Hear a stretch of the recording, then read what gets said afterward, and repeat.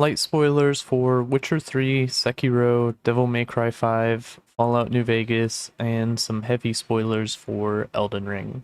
This isn't a video essay. The source for everything in this video is my ass, it came to me in a dream, or both. I'll try and show some gameplay or examples as I go, but otherwise, this is just my personal experience coming from outside the FromSoft fan base, playing Sekiro, and then moving to Elden Ring. And try not to take it too seriously. I've got bullet points over here on the side to kind of keep me on track, and Slay the Spire in the middle for two reasons. One, it's pretty fun. I like playing the game. And two, it's going to be a nice visual aid for some of the stuff I want to talk about. And the first one, since it's right in front of me, is the Ascensions. So, difficulty, you can choose, or at least in Slay the Spire 2's difficulty, you can choose to make the game as difficult as you can for yourself, and then progress down to Ascension 10. I haven't played the game in the month, so if they've added more Ascensions, then I don't know about that, but the concept still applies. Or, today, I just want to play the game for fun, and talk, and enjoy the gameplay. So I'm gonna set it to Ascension 1, because I find it actually, ironically, a bit easier than Ascension 0. But, moving on to that, why am I yapping about difficulty? Well, in the title, two wolves, a ring, and the spire. This is the spire. And the ring, well, if you guessed the Golem game, you would be wrong, because that's actually referring to the Elden Ring. And I've been playing Elden Ring lately. Winged boots are new. I've got some very mixed opinions on it. Now, I kind of ran into a problem with Elden Ring, because one of those two wolves was Sekiro. And I played Sekiro before Elden Ring. I've actually tried to play Sekiro 3 times. Once when... The first time I tried to play Sekiro was when it came out, and my roommate had it on the PlayStation. It was like, yeah, you should play it while I'm at work. And so I tried playing it, and it was one of the worst experiences in gaming I've ever had. And then I was like, wow, I hate this game hates me. And I'd see my roommate come back home and like kill Genichiro, etc. And maybe I was like jealous of that experience, but I didn't like Sekiro when I played it the first time. I tried playing it a second time last year. See Whirlwind, take Whirlwind. And it was almost clicking. I got, I think, to Genichiro. Sharp on Whirlwind. Okay. I got to Genichiro, and it was a brutal experience because I was not playing the game the way the game wanted me to play it. And it took me a long time after that. So, about half a year goes by, and Elden Ring comes up, and Dark Souls comes up. Let's take a step back from Sekiro for a second, because I actually tried playing Dark Souls. I believe it was the first one or the third one. It was just whichever one told me was the best one. And it was the one with the cemetery at the bottom, right next to the first bonfire, where you kind of just go there and get your ass kicked. They're like, oh, well, it's an implicit tutorial that you should come back later. Anyway, I tried playing Dark Souls because everybody seems to love that game. And another Whirlwind? Surely need to shrug it off. I just found it to be kind of very unfun. Oh, this is the new card. Not yet. I don't think we need a third. Oh wait, we didn't take the second Whirlwind.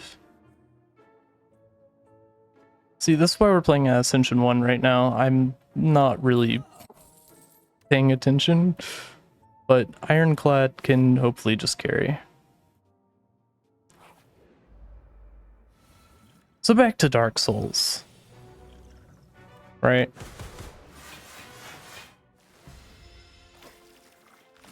I made it to the first boss, and what I saw shocked me. That would be because I got my ass kicked, and then, after years of hearing, like, get good, etc., they said, you can leave and farm souls and come back later. And the entire illusion of the get good crumbled for me. The game feels no different than grinding in like a turn-based JRPG. And that was really unfortunate. So I didn't play Dark Souls. I hated the RPG stats and all of that. I thought it just completely dragged down the experience, and then Devil May Cry 5 existed, so why play any Dark Soul? And I'll change this guy's HP pool. Then I went back to Sekiro. And Sekiro, while I was playing it, I kind of grew to forget about the Dark Souls RPG stats. And that's because in Sekiro, the entire experience is tailored around one core kit that you have available to you. So, for example, in Elden Ring, there's the stat screen. And same with Dark Souls, I'm pretty sure. But in Sekiro, there are no stat screens. There are, as far as I can tell, basically two different stats. How much HP you have, and how much damage you do. Both of those numbers are tied to a semi-linear progression path, in that you can do some things out of order, but most of the game can be intentionally built around the idea of how much potential HP you could have. Well, this is just awful. Versus, or combined with how much potential damage you could be doing at that point. And so, while I'm not particularly... I don't think the difficulty curve of Sekiro was absolutely perfect, because I did quit playing the game twice before I actually went through and played it all the way through. In Flame or Setup Strike? Gotta be in Flame, right? Well, I'm actually having to think. Unfortunate problem to run into.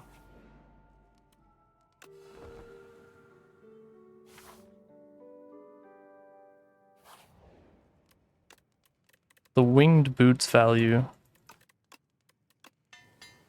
Exceptional. Okay, I'm glad they added that.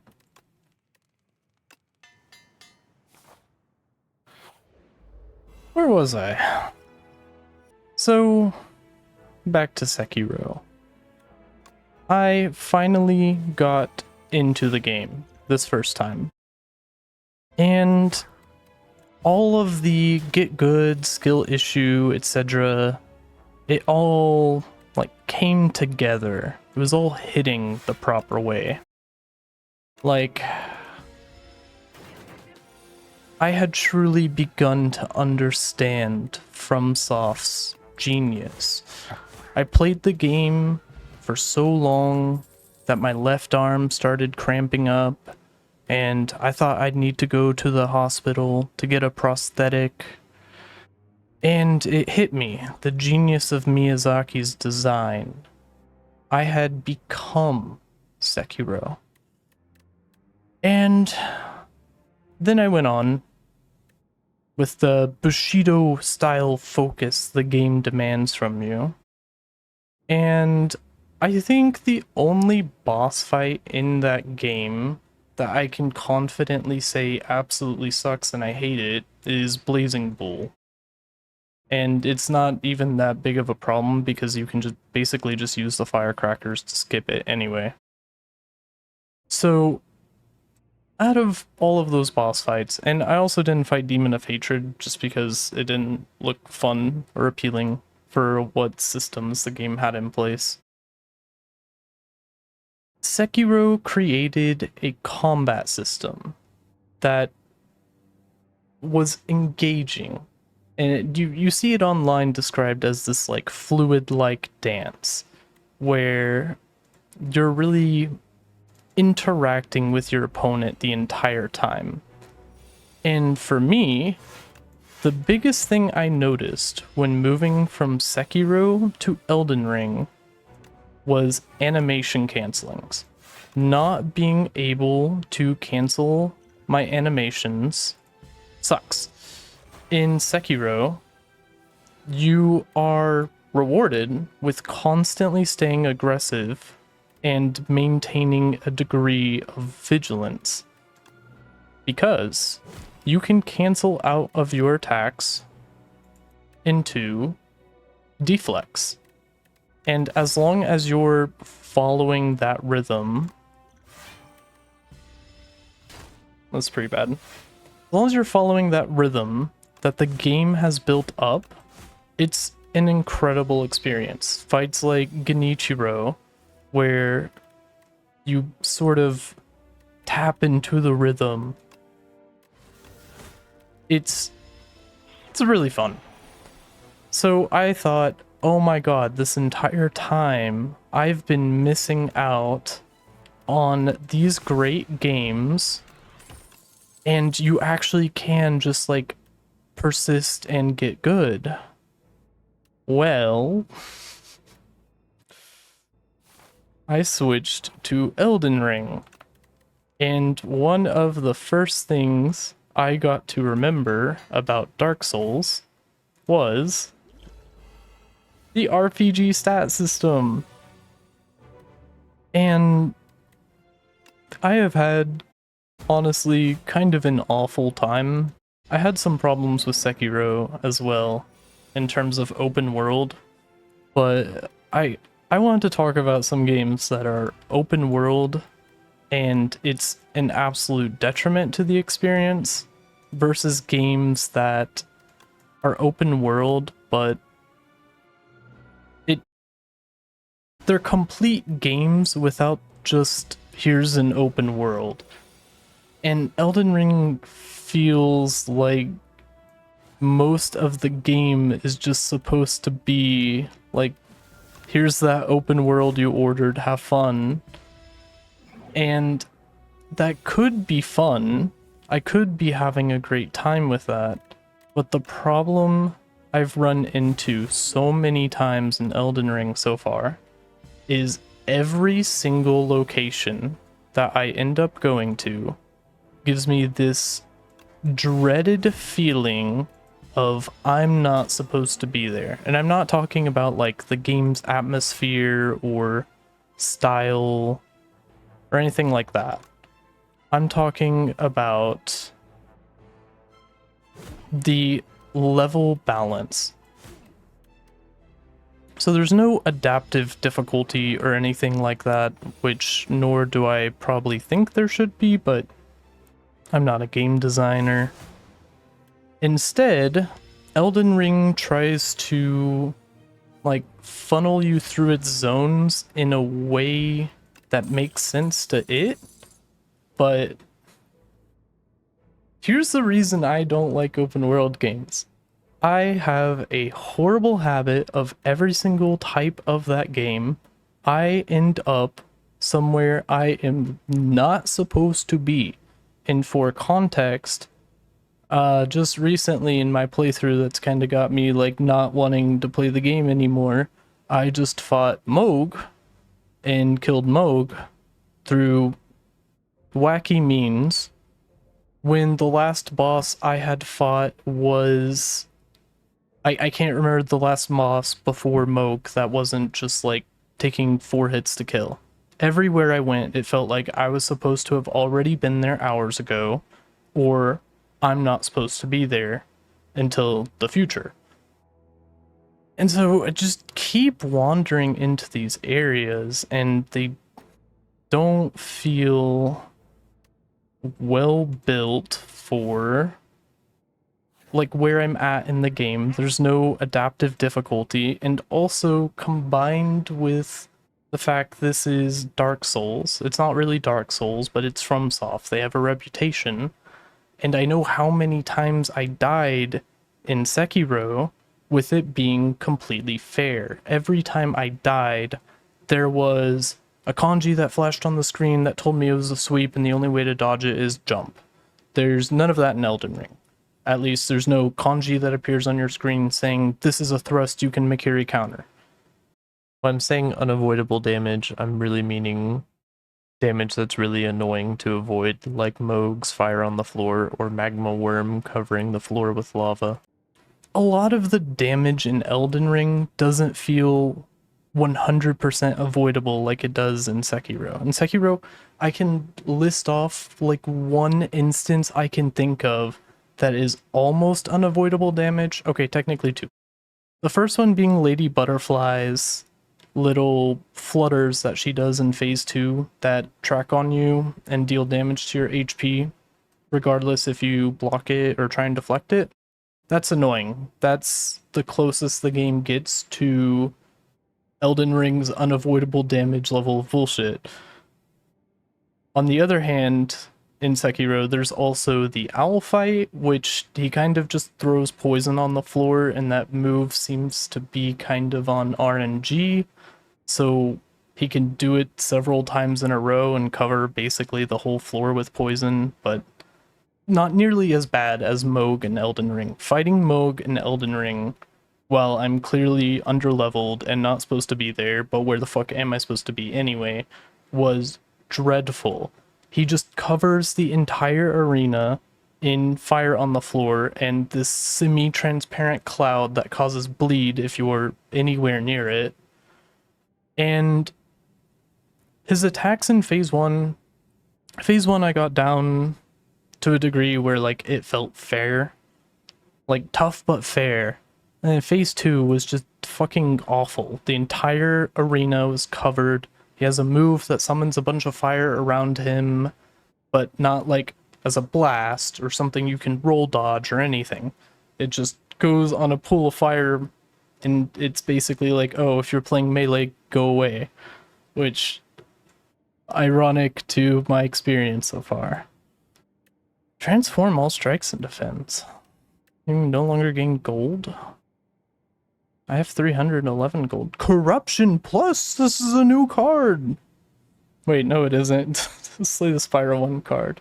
It's a fine card, sir. Is it Slay the Spire 1? It's a fine card, sir. And it is a pretty good card, but now I need to start adding more cards than 16 to my deck. It's only Act 2. This is why I have bullet points. Doop, boop, boop, boo. Okay, so I was talking about damage in games, and also how I was using Slay the Spire 2 as sort of a visual guide to explain some things, or to sort of highlight some things I was talking about. Slay the Spire 2, I can see this guy's gonna do 11 damage, this guy's gonna do 5 damage and shield himself. It's not gonna tell me exactly how much it's going to shield, but it doesn't have to. It's telling me, hey, you have guard in your list of mechanics you can use, and you can use it here. I tried playing with a shield in Elden Ring for a bit, and I didn't get it. Like, I wasn't trying to use it like the Sekiro deflect or anything. It was just... Hold up, 15... God damn it. It just felt like that's not how the game wanted me to play. Just let me backtrack a bit. So, the first time I started the game, I did it on a copy I got, and I thought the game was pretty fun for the first bit. take an Ashen Strike.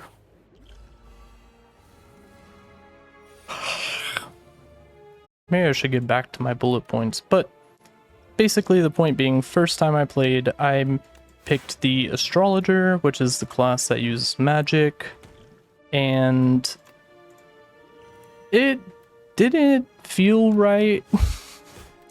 It felt like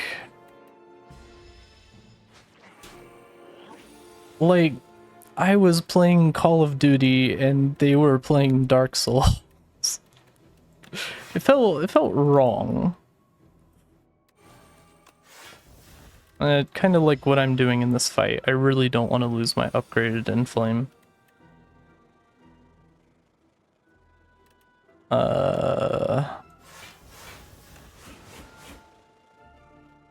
Yeah.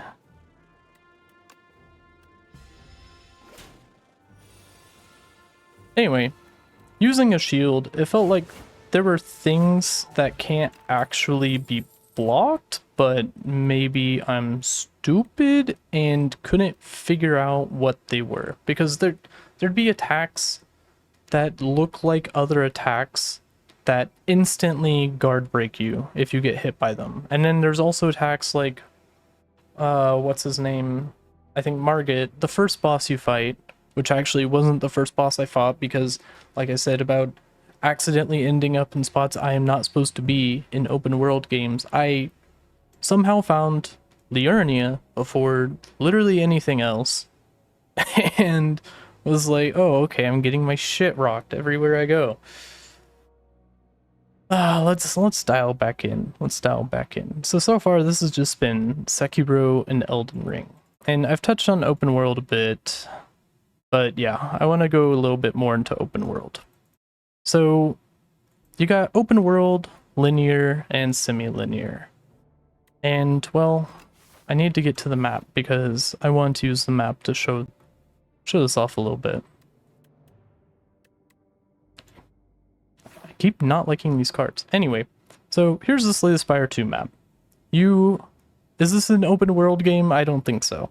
But it's also not exactly a linear game. So I call it a semi-linear game. We have some paths we can choose to go down, and some variety in those paths. Except for this one. This one's pretty uniform. This whole Act 2, and this is a linear, regardless of which semi-linear path you take, this is a linear difficulty curve. Like, you won't be fighting an enemy right here or right here that can't spawn right here or right here. Like, whichever of these three choices you make is theoretically the same progression in difficulty. That is not true for open world games, at least specifically Elden Ring. These, okay. Let's dial this back a bit. Imagine if this, or let me clear my map. Imagine if you went to this node. Okay, this is your spawning point in Elden Ring. You go to this node. Instead of this doesn't happen. Instead, you have this, you have this, you have this, you have this, you have this. All of these are going to places that you don't know, and most of these will probably be semi-consistent with the difficulty curve of where you're at. And then some of these areas will take you, let's say right here, this has a teleporter to Act 3. And your fast travel is disabled for a bit of that, and generally it'll spawn you near a bonfire or its equivalent, the Site of Grace. But this will just teleport you to Act 3 for you to basically get a Site of Grace and fast travel back, because it's going to be pretty obvious you're not supposed to be there. And not like a, wow, the map is crafted in such a way that these two were right next to each other. It's just a fucking teleporter. I don't get that. And most of these will be little caves and catacombs around this difficulty. Let's say this is level 10. So there's a bunch of little caves and catacombs here that are for your difficulty. And this is basically Limgrave, if you're familiar with the game. Then one of these will be absolutely bullshit in terms of the difficulty scaling. One of them will be a hidden area that leads to somewhere very important, but has the same amount of attention as all of these caves and catacombs with nothing. All of these have like a few rooms that you go down and enemies you fight, and then you get to a big mist hallway. You go in the mist, you fight the boss, which if you're like me, you're always in an area you're not supposed to be, so they die in 3 hits. And then you get a piece of trash. And I'm not calling it trash to be mean, but like 90 to 95% of the things I have gotten in Elden Ring just feel like trash. Like they're just padding out my inventory and making it full. Like a full deck full of trash. And not like you can just, well, technically you can store it in a chest, but it's just so tedious. So I'm not getting it. I'm not getting Elden Ring, but let's say this path was to take you to Stormvale, which is, as far as I can tell, where you're supposed to go. And let's say this path I took, this path goes somewhere like here to Liurnia, or more accurately right here, because it was straight to a bonfire. And I was like, oh my god, I found a new area. This is cool. Basically, this is where you spawn. I walked down here on foot to this beach, wandered around for a while, got frustrated, I couldn't find the horse. Looked up how to find the horse, so I fast traveled back here. Went over here.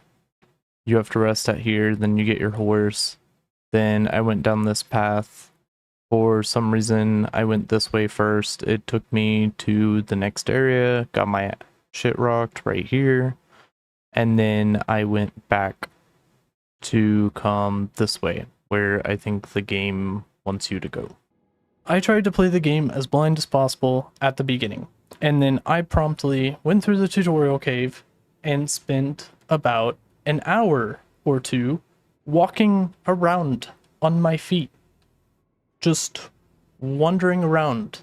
Like, oh, this is the open world game where you're supposed to experience the open world, but it felt like I was driving, or I was using my feet to walk around a city built for cars, and I knew there was a horse, but I couldn't figure out how to get it. And it turned out you have to go precisely where the Site of Grace tells you, and rest at that bonfire, and then you get your horse, and you can go wherever. And why? Why is the game open up and it's like, go anywhere, go do anything? And so I start walking in a direction that looked interesting and can't get my fucking horse. So, and the walking feels so slow. My next big fucking problem with Elden Ring is that it feels like there is a gun held to my head saying, you need a wiki on your second monitor, because like otherwise I don't understand how the game is supposed to be enjoyed. I'm sure, hold up, I'm being too mean. How do I phrase this while also not dying in Slay the Spire 2?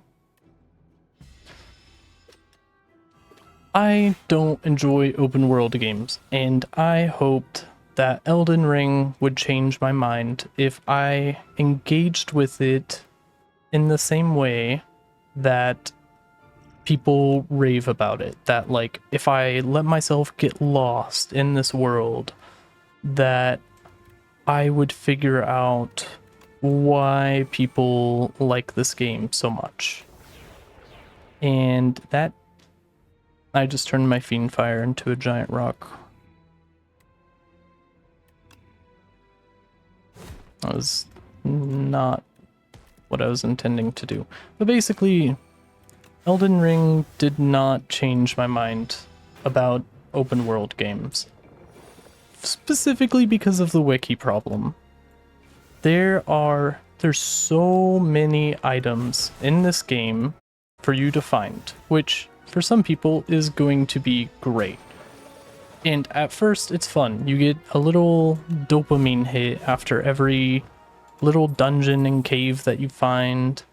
Weapon upgrades are tied to these precious resources that you can only find a limited number of until you've reached a point way later in the game that you can get an item, a key item that lets you buy them. And spoiler alert, some of those key items are hidden behind like 2 hidden walls. That was another wiki moment for me. Oh, welcome to Wongos. Welcome to Wongos. Nah, I won't do it. I'm too mad. Obtain 3... They changed this, didn't they? Obtain 3 random relics after 5 combats. Lizard tail. I'll take 3 random relics after 5 combats. Surely it's not counting Bing Bong, right? Anyway, I guess I didn't really cover the wiki problem all that well or concisely, but that one I'm marking down as done because Sekiro doesn't have that problem. Witcher 3, which I know I haven't gotten to Witcher 3 at all, more or less doesn't have that problem. There's like some things that you're like, okay, I want this specific armor because I think it looks cool. You might have to use a wiki for that, but otherwise the map tells you pretty much where to go, which I know some gamers hate, but to me, if you're gonna make a game and you're gonna put all the stuff in it, I would like to go find the stuff. And that's kind of takes me to another point about Elden Ring, is they do sort of do that, but the problem I ran into with that, the map has like, once you find the map of the area, it'll have like drawings on it, stylistic drawings of that area. And that's good. It's good. But I would constantly find that I would run to every single one of those points of interest on the map and be like, okay, guess I've done everything there is to do here. And later be reading on the wiki and be like, oh yeah, the thing you need to buy upgrade materials at level 1 and 2? Yeah, that was actually very long ago in an ass crack of 2 corners of the map that just looks like 2 corners of the map on the map. And to have things that are basically necessary if you want to experience any of this vast build diversity in Elden Ring, which I'll get to later, then you're going to need that. And I don't know, it gets very frustrating how over the course of the game you are constantly feeling like you're missing stuff because you are. And there's no differentiation between the boring, like, here's 3 rooms and a boss you're overleveled for, or like, here's an elevator that goes down to a whole new section of the map that's somehow actually balanced around where you are in the game. So you're kind of just playing craps every time that you walk up to an area of interest. Sometimes it can be a merchant with a shack and he sells some unique items. You better remember what those unique items are because only he sells them. That's great. I don't know, I'm kind of ranting. I gotta come back down. So while I'm already angry, I'll go ahead and talk about runbacks.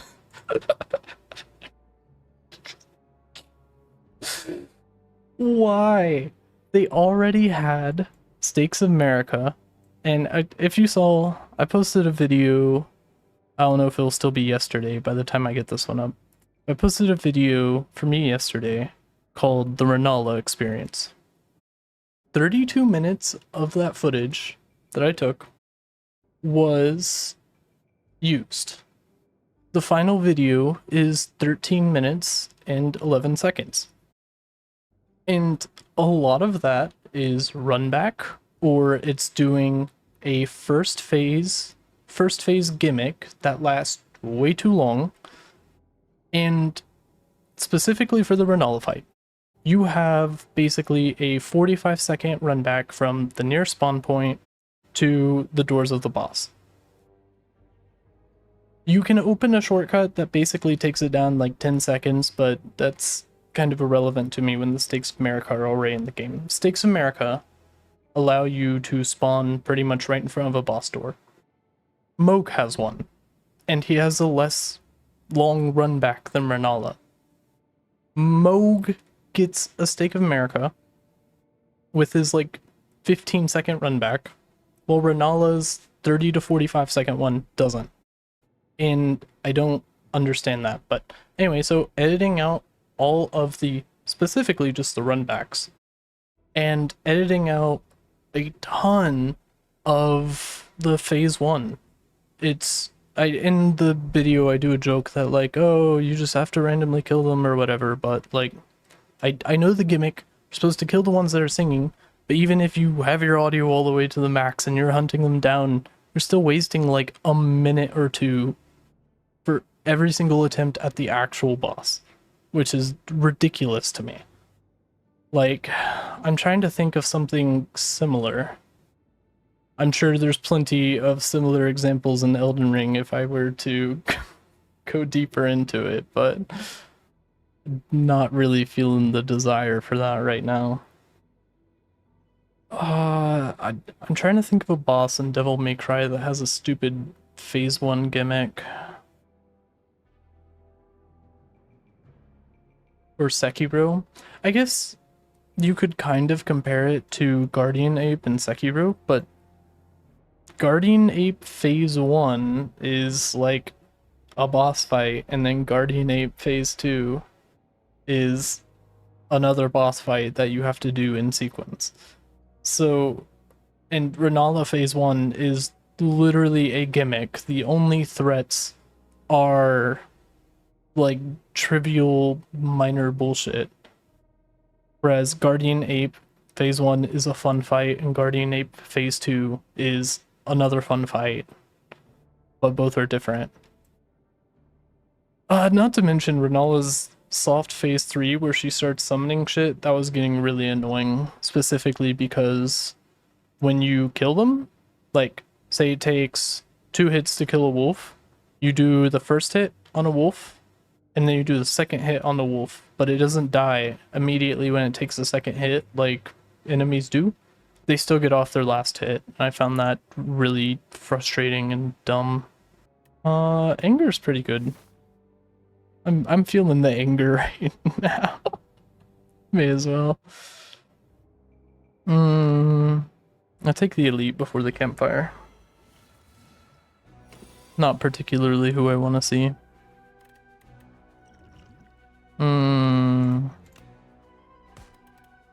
Bonk.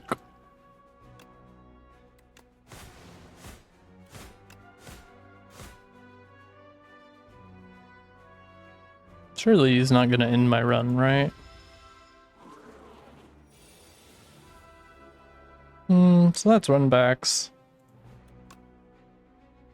Basically, TMC5, you get a checkpoint right in front of the boss door. The worst is you have to walk 5 seconds and skip a cutscene.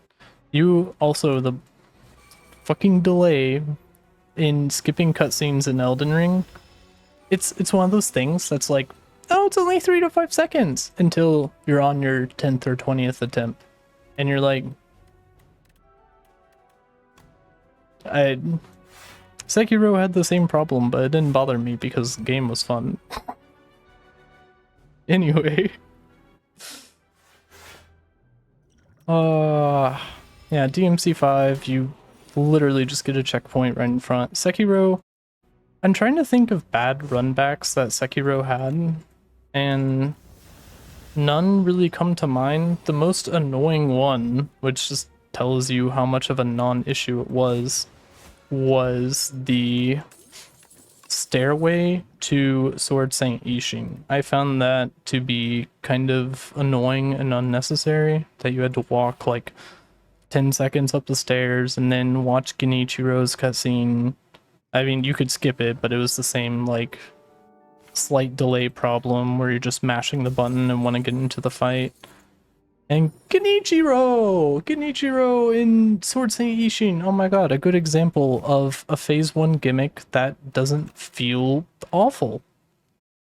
So by the time you're fighting Sword Saint Ishin, in Sekiro, a game where you aren't just using RPG stats to artificially inflate numbers, side note that I don't want to get into, I've spent over an hour watching videos and reading online about how damage is supposed to work in Elden Ring. I don't fucking get it. As far as I can tell, in Sekiro, it's like if you have 100 HP and an enemy deals 75 damage, you take 75 damage. If you have 150 HP, which would be, in this example, say you get like 2 health upgrades, 8 prayer beads, then you're still taking 75 damage, but you have more HP left over. I could not even fucking begin to explain to you how Elden Ring's damage or natural resistances or why split damage is bad, but I don't think any of that should matter. And oh god, we're getting into the crux of the video now. Yep, okay. Build diversity. And so here's another thing you can use Slay the Spire 2 as sort of visual guide for. Not to be a magician, but pick a card, any card, except for these 10. 1, 2, 3, 4, 5. Yeah, except for these 10.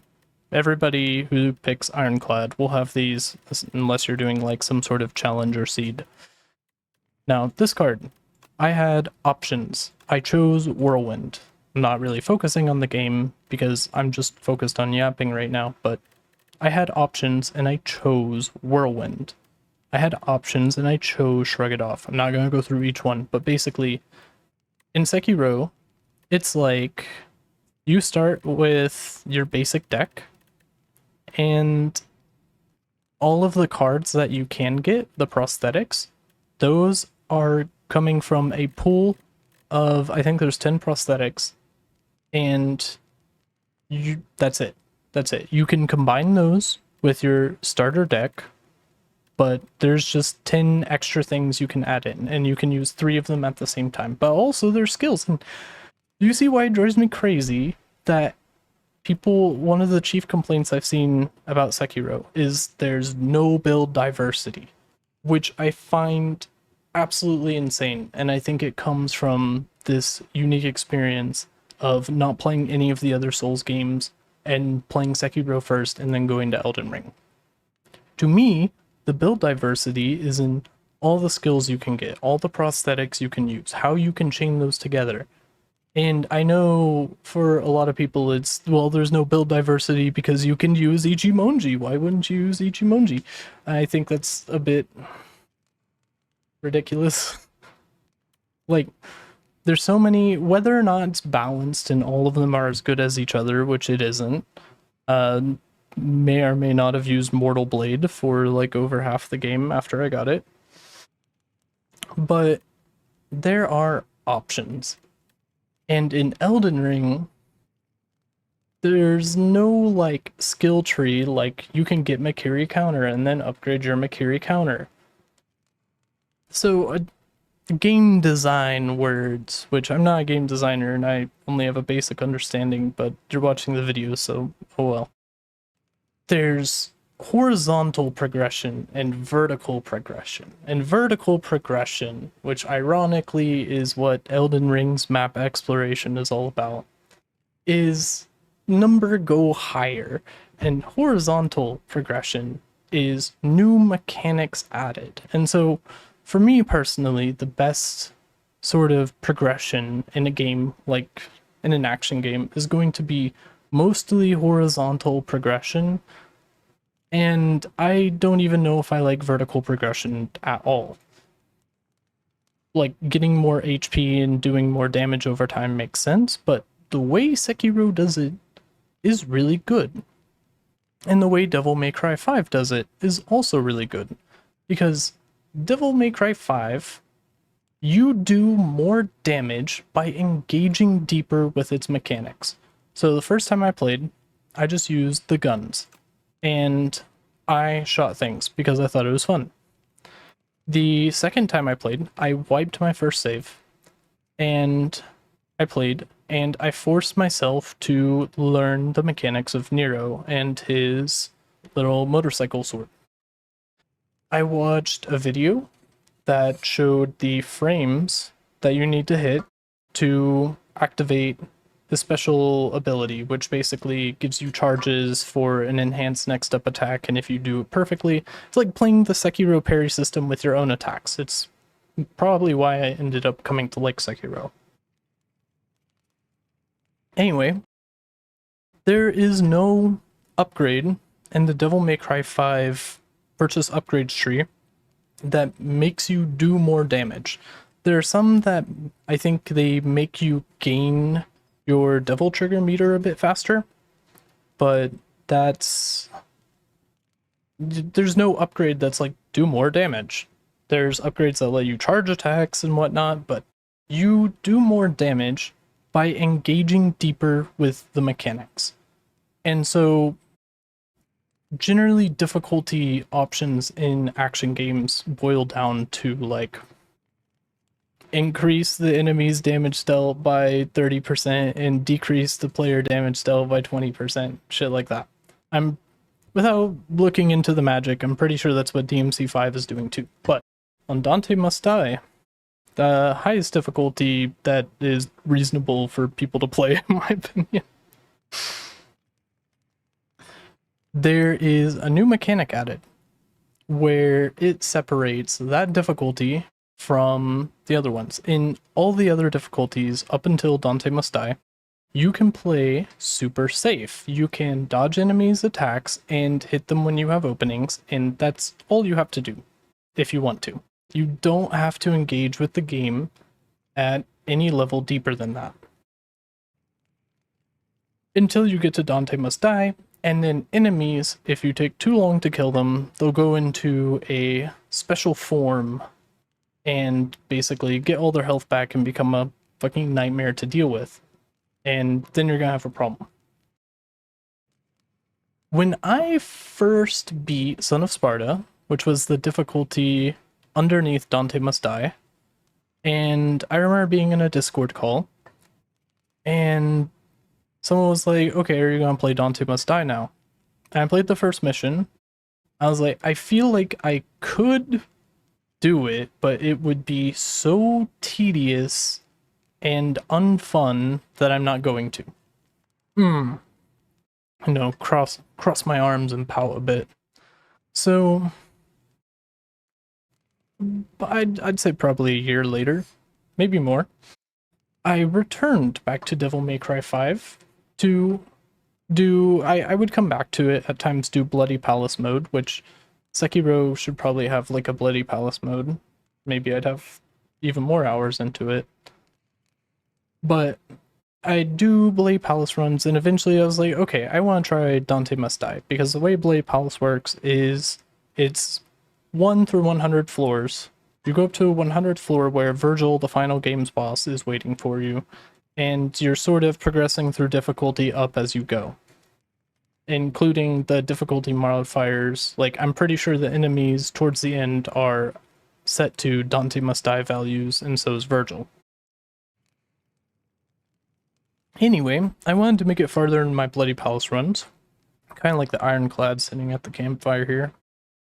I wanted to make it further into my Bloody Palace runs, and I decided I needed to play Dante Must Die. I needed to figure it out. I thought it was going to be super annoying and tedious because it was just going to give the enemies more stats and make me do less damage. I don't think it makes you do less damage. It very obviously does something to give enemies way more HP, but it forced me to learn the actual how to engage with the mechanics of the game in a way that, I mean, only really Sekiro has achieved. The difference was Devil May Cry 5 rolled out a carpet that was like, hey, come play our game at either easy or normal. You don't even have Son of Sparta unlocked until you beat the game the first time, because you don't unlock Nero's like special abilities until you finish the game for the first time. So the game literally isn't balanced around you playing it right off the bat. Kind of like Elden Ring, but I'll be nicer to Elden Ring, probably. You do, basically, bottom line is you do more damage by engaging deeper with the mechanics. On Nero, that's using his, God, what's it called? Motorcycle sword will have to do for now. And on V, that's not relevant because we're pretending like V and V missions don't exist at all, because I gold orbed my way through all of the V missions when I played Dante Must Die because I was not having it. And with Dante, that means mixing together all of your toolkit. You mix together all of your toolkit to do more damage. And now, how does that compare to Elden Ring? It's like Fallout New Vegas. You go and you level up your stats or upgrade your weapons, and then you can fight the enemies that the game has there. Like in Sekiro, if you put Sekiro in Fallout New Vegas, you can, if you know how to play the game, go outside and fight Deathclaw immediately. Hell, there are people who mod the game with randomizers, and you can have like Sword Saint Ishin spawn right in the tutorial basically, and fight him and kill him, because while the fight may be balanced around you having the amount of attack and the amount of HP and some of these skills, you don't need them. And I don't mean that in the same, you might be thinking like, oh, well, Elden Ring, you can play the entire game at 1 HP with 1 stamina and 1 mana and win. And let's go ahead and say, sure, you can do that. And here's where we get into the posture bar. The posture bar is what fundamentally separates Elden Ring and Sekiro. And the worst part about it is Elden Ring has a posture bar. It's just invisible. You can't see it. You can kind of visualize, but like one of the key things I found annoying in Sekiro was you can't see burn buildup, or it's mainly burn. I don't think I really use poison, but you couldn't see burn buildup on your enemies. I thought that was annoying and obscuring information. And then Elden Ring took away the posture bar. So I have no idea how to posture break enemies in Elden Ring other than the vague, like, hit them with heavier weapons or hit them with charge attacks. Like, sure. Also, then Sekiro having phases of a boss be neatly tied to a posture bar and having it break, it just feels really good. But here's the reason why Elden Ring can't have that. And that is because of the build diversity. And I hate the build diversity because it means when I'm going around these 10 caves that I was explaining, metaphoralizing earlier, that I am constantly picking up things for my guy with Well, first 40 vigor, because apparently if you don't put 40 points in vigor at the start of the game, then you're trolling. That was great to find out. But then, let's say I have 20 dex and 20 int. Enough to use, or let's say I have 18 dex and 24 int. Don't ask me how I know the exact stats to use Moonveil. Anyway, you will find tons of stuff that you can't use. And on the one hand, that's probably fine. Like, Baldur's Gate 3 has a ton of stuff, and Fallout New Vegas has a ton of stuff. But you know what Fallout New Vegas and Baldur's Gate 3 have? They have companions. You can give that stuff. You find Rogue's gloves. You can give it to your rogue. It also has the ability to respec your character at any point, but I'm not even going to get into that one. So you find all of this trash. All of this trash everywhere. And some of these things that I'm picking up, I have no idea who they're for. It'll be like, here's a cleaver that requires 20 strength, 18 dex, 30 arcane, 25 faith, and 20 intelligence. Like, who has that? Nobody in this area of the game has that. It's just ridiculous. And then, so you have some options. If you want to use the new cool looking weapon you found, you can go use a limited resource to respec your character at ironically Vernala. And here is where Elden Ring's entire loot system falls apart for me. I already went over the smithing stones and how I hate the smithing stones. But you get all these cool weapons, and you can't see if they're bad or not. Some weapons are just objectively worse than others without the wiki that's holding a gun to your head. And I think I've probably beat on build diversity long enough. I think if I'm not sugarcoating it, I know I played a mage my first time, but it literally felt like most of the problems I just described were because of mages having to try and balance the game around mages, which ended up being ridiculous because on my first 20 or whatever hours I put in, the game did not feel balanced for a mage at all. Like, it either bosses just could not really respond well to anything I was doing, or they would just constantly like appear on top of me and I could never get a spell off, and I may as well have been using a sword. It just didn't feel balanced like the way that Sekiro is. Every piece of the experience is tied to balance around that core kit. And there's even like, you can use the I'm rambling. Okay. World structure, navigation, kind of already did that. Basically, the conclusion being that Devil May Cry 5 is pretty much linear. I really like that. Sekiro had semi-linearity. This was one of the few problems I had with Sekiro, which was, this video isn't complaining about Sekiro. I might have a different video for Sekiro someday, but basically it annoyed me that I ended up stumbling upon Corrupted Monk 1 before finding the Mortal Blade, which I've seen the game people call the game extremely linear, and I don't get it because somehow every time I play an open world game, I end up fucking up into a different area that I'm definitely not supposed to be. So now I will proceed to, not intentionally, not maliciously, just because it's how I feel, we have to talk about lore versus story. And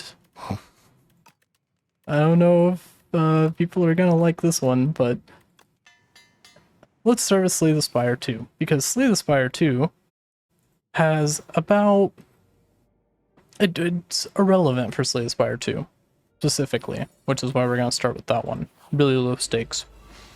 Slay the Spire 2's story doesn't really matter. There's lore and there's story. My story for the Ironclad is I wake up at the bottom of the floor on floor 1 and I have to go up for my moment and try and kill the guy at the top of the tower. That's the story. And if you're familiar with the lore of Slay the Spire 2, you're probably like, oh, but no, there's so much more story. There's story like, oh, the Ironclad is cursed to fight for... That's not story. That's lore. If it's information, I have to go somewhere else to find. And Slay the Spire 2, save and quit. I can actually show this off. I thought I'd have to wait till the end. As the timeline.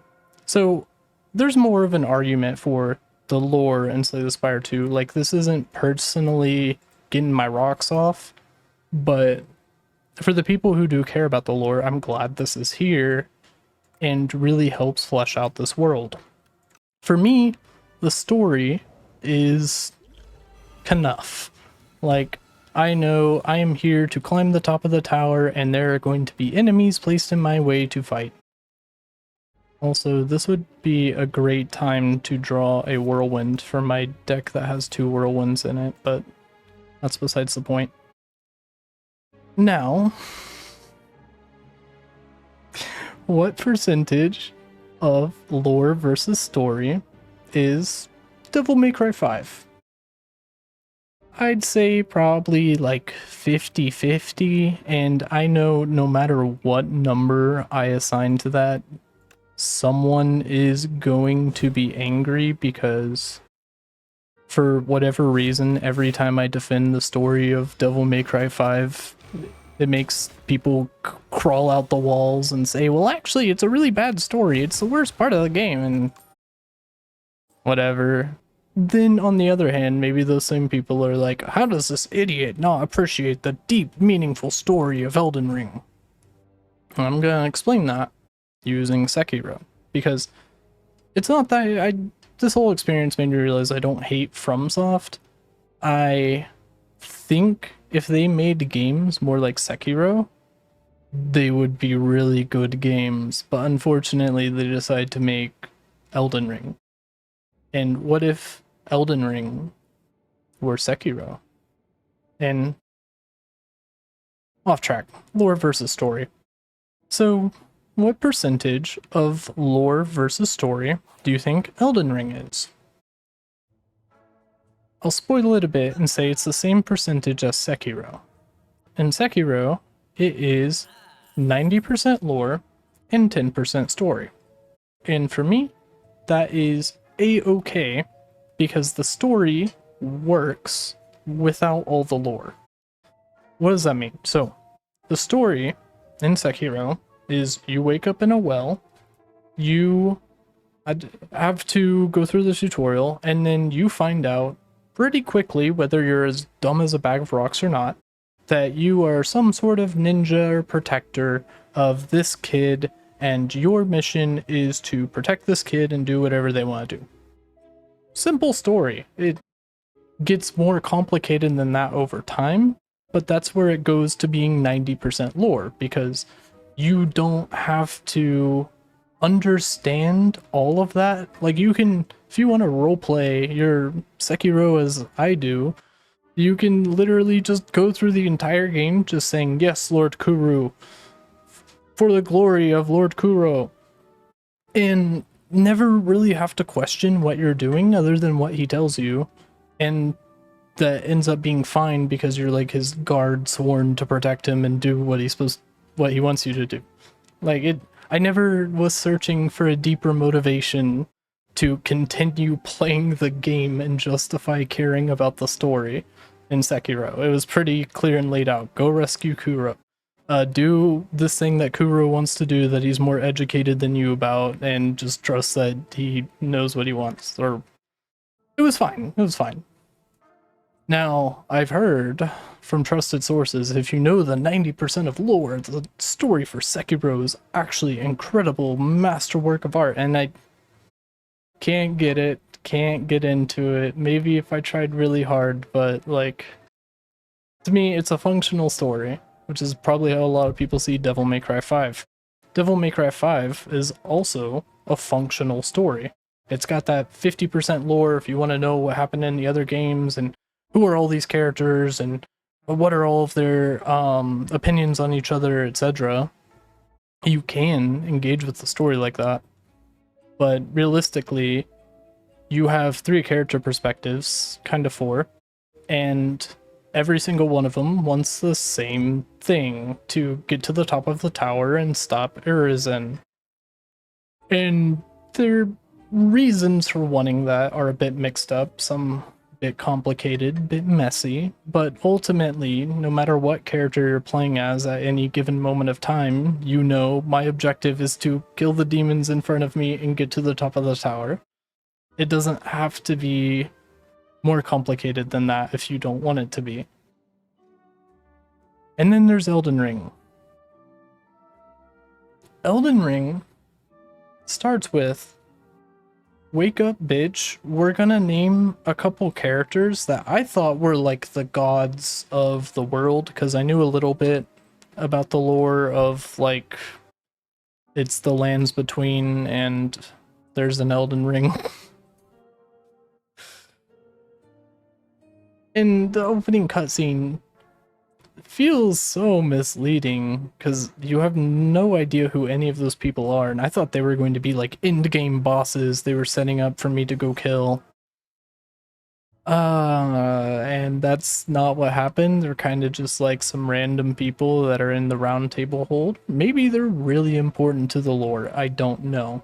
But the story opens up with listing some people, literally saying, "Arise now, ye tarnished," and the only real direction you're given is go get the Elden Ring. Go, shoo, get the Elden Ring. And wasn't very convincing. Like,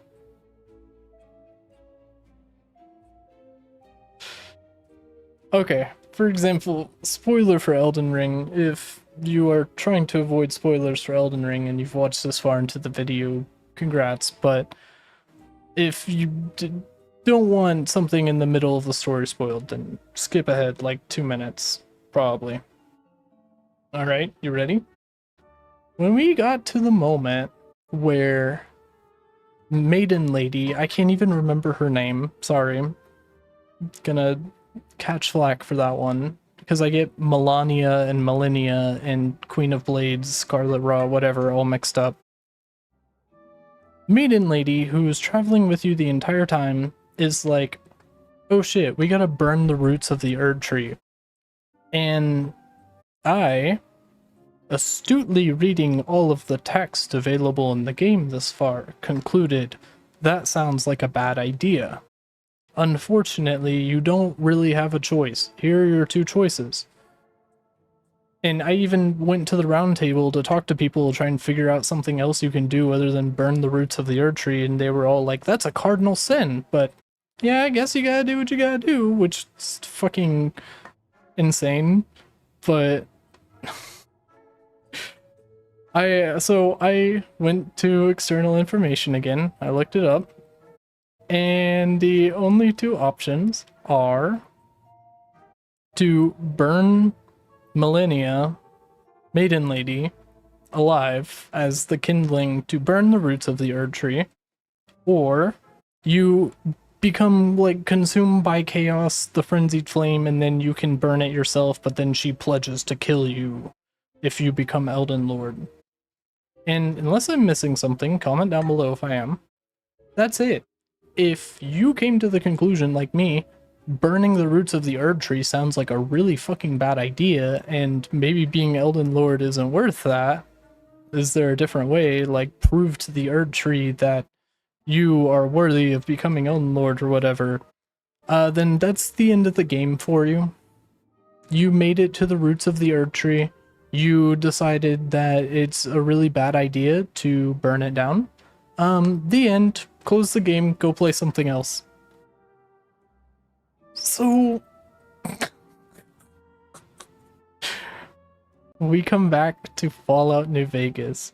And how much of Fallout New Vegas is lore versus story? I'm not even going to try and find a number for that, because the story is impeccable. The story in Sekiro is functional, and the story in DMC5 is also functional. The story in Fallout New Vegas is superb. And I don't really know much about the lore of Fallout because, quite frankly, I don't really care. But the story gives you such an immediately identifiable reason why you care about this game and this journey you're about to play through. So, for example, you wake up, you have the opening cinematic play, which kind of introduces you to the area and like some of the factions you'll be seeing. And then you have this guy shoot you in the head, taunt you, laugh at you, and tell you the game was rigged from the start, baby, and throw you in a fucking pit. And you're immediately like, okay, well, I gotta go fucking kill that guy. Fuck that guy. Why'd he do that? You have all these questions.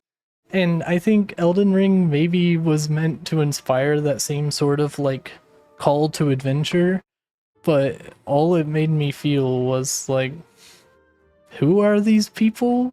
Why do I care about becoming Elden Lord? Like, how did I get here? So it wasn't the most gripping story, and I find that kind of unfortunate.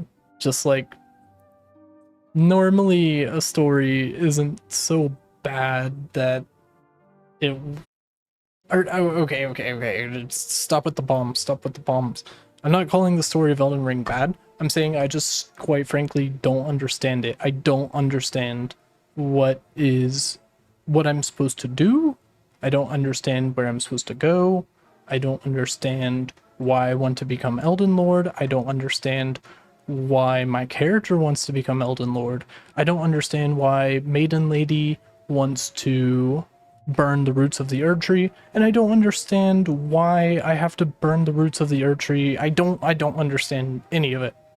And I think I've at least made a decent effort to try and understand it.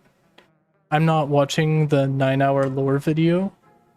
That's not happening. If I like the game a lot, maybe I would. But the story so far in nearly 50 hours has completely failed to capture any reason why I would want to continue. Oh shit, Witcher 3. Okay. Witcher 3. How much of Witcher 3 is lore versus story?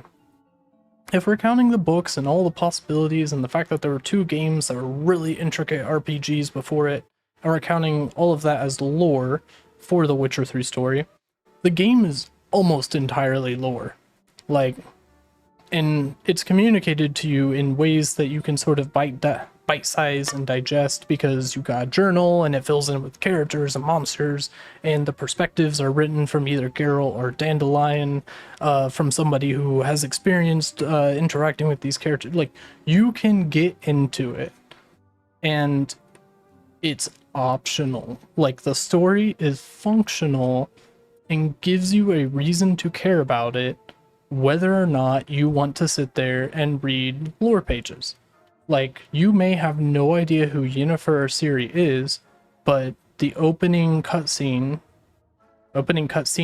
or like the sort of introduction to Witcher 3, builds up that these are 2 people who are really important to your character. You're looking for them, and Ciri was sort of like a daughter figure to Geralt. And so now you have a character, regardless of if you had no prior connection with them whatsoever, that you can immediately drop into and sort of empathize with, of like, okay, I need to find Yennefer, I need to find Ciri. And that is a functional motor to progress the story forward until it opens up a bit and becomes a lot more complicated, because really your hunt for Ciri is basically an excuse to go get you to do stuff in the open world, which is fine. Oh, yeah, Elden Ring.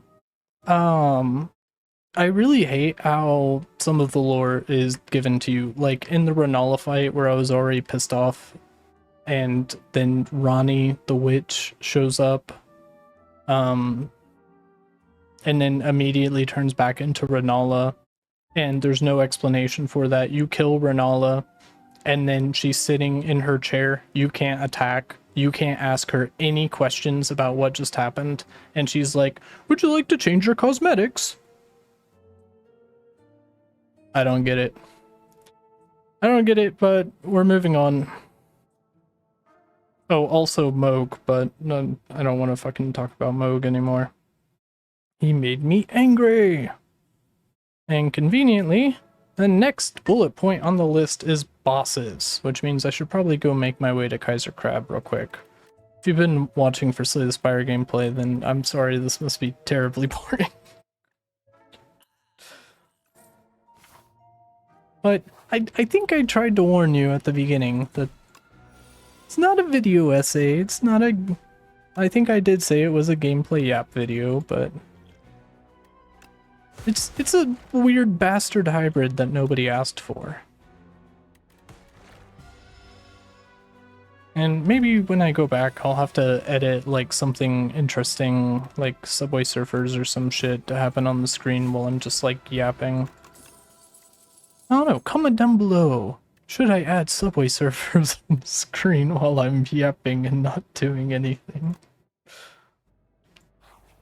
Hopefully your answer is no. Probably cut out most of the dead space.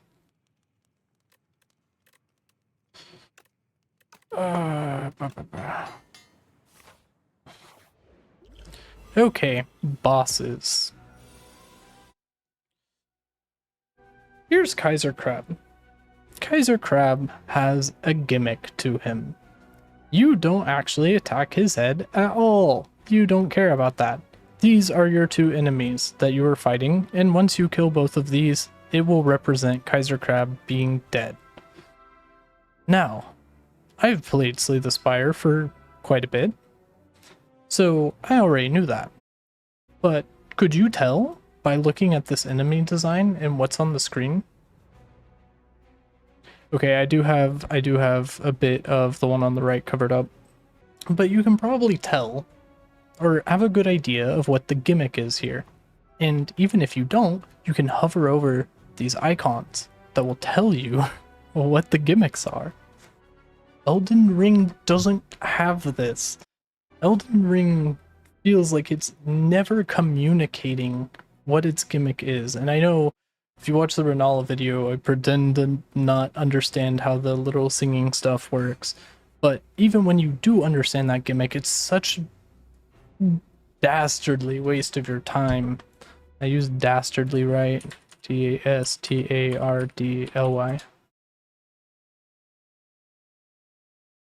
Dated, humorous, wicked, cruel. I'm a learned scholar. Am I done coughing?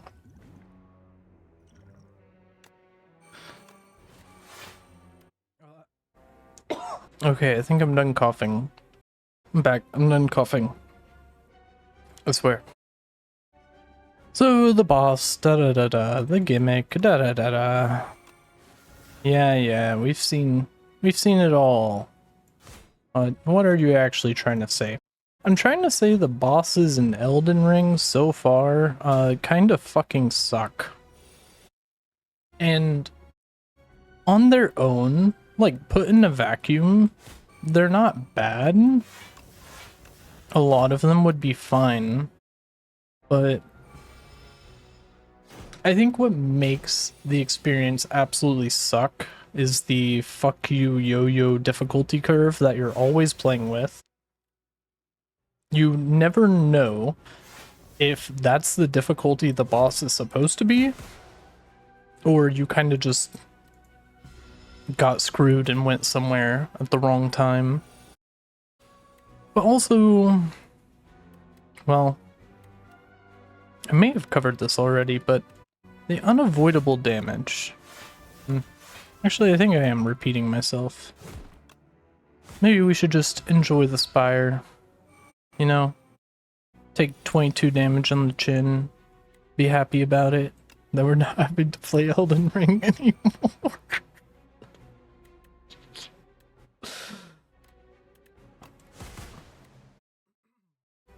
Look, for all that I've said, I didn't hate Elden Ring.